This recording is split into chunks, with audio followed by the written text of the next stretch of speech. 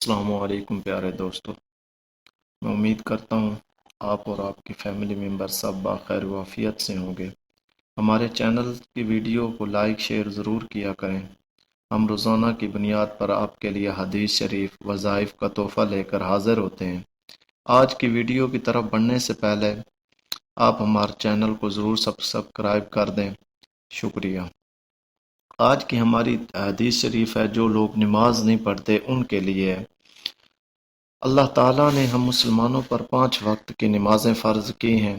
نماز دین کا ستون ہے۔ جس نے نماز چھوڑی اس نے محل گرا لیا۔ اللہ تعالیٰ نے مسلمانوں پر 5 نمازیں فرض کی ہیں: فجر، ظہر، عصر، مغرب اور عشاء۔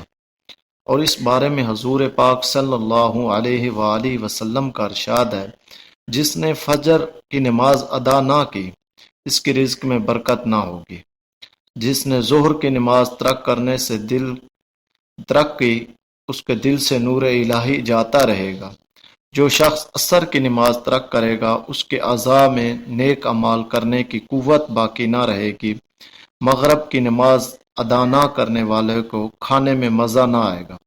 عشاء کی نماز نہ پڑھنے والے دنیا اور آخرت میں مومن نہ سمجھا جائے گا۔